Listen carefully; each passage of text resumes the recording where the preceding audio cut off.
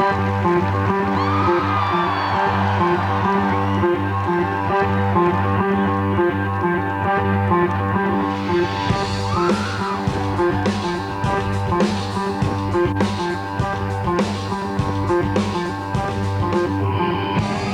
I am outside what used to be Matrix Studios in central London.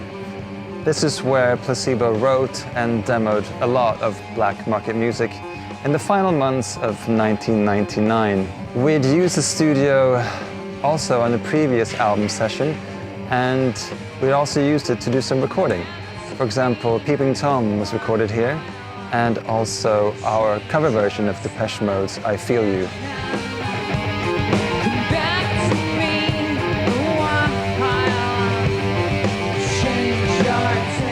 This studio was opened in 1970s, and one of the rooms downstairs had the nickname The Dungeon. And the reason being is that the whole studio is in a basement. But that suited Placebo fine throughout our whole writing session, as our working hours would be a little bit unusual. I had just finished producing Blood Flowers with The Cure and recording The Boatman's Call with Nick Cave and the Bad Seeds. My manager phoned me to say that Placebo had asked me to make a new album with them. I was really pleased and started to go and visit them at Matrix Studios, Little Russell Street, where they were writing, rehearsing new songs. The sessions were always creative, with quite a lot of experimentation going on. Good percussion instrument. Can we Steal it. steal it? Yeah. The band were on great form. They'd just finished touring. It was a really successful tour. All three members had loads of ideas and were excited about making a new record.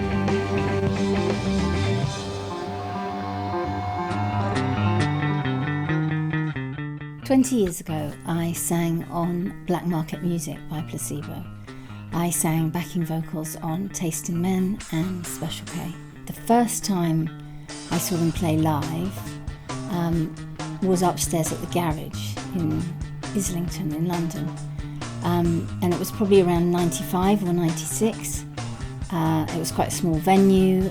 I guess there was maybe around 150 people there, but it was really packed, and everyone is excited about this new band.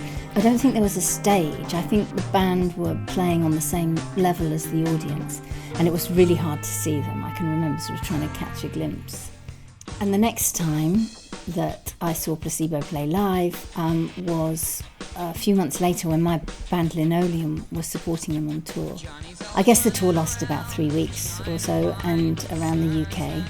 And during that time, myself and Emma, the bass player in Linoleum, we got to know Brian and Steph quite well through staying up sort of late nights into the early hours.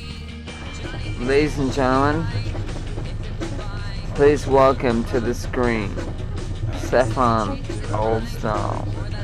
So this is the studio where we would stumble back to late at night after we'd been out, after the pubs shut. And all we had to do was bring back a little bottle of something and gently bribe the people at reception, and they would keep the studio open all night. And even though it was windowless, I'm sure the sun must have come up while we were in there a few nights. I remember one night a couple of years before where we had ended up back at Steph's place after a night out, and Brian began recording a vocal, and they had this sort of makeshift pop shield with a pair of tights and an old coat hanger. I just remember it seeming really quite effortless for them to record this track, and it wasn't until later on I realised that recording became a B-side, and it was recorded sort of, very late at night, and while we were all kind of the worse for wear.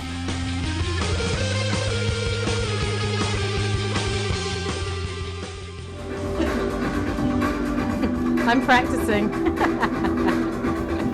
Practice makes perfect. Yes, indeed. The songs that became masters from Matrix were on Analog 24 track.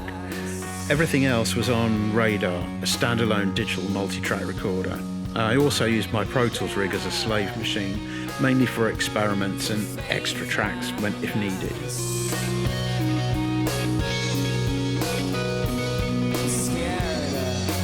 Another bit of trivia is that me and Brian, late one night here, wrote the intro to Pure Morning many a moon ago.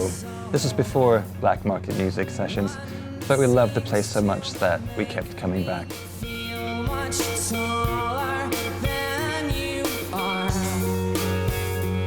Unfortunately, we can't come back here anymore because Matrix Studios is no longer a recording studio.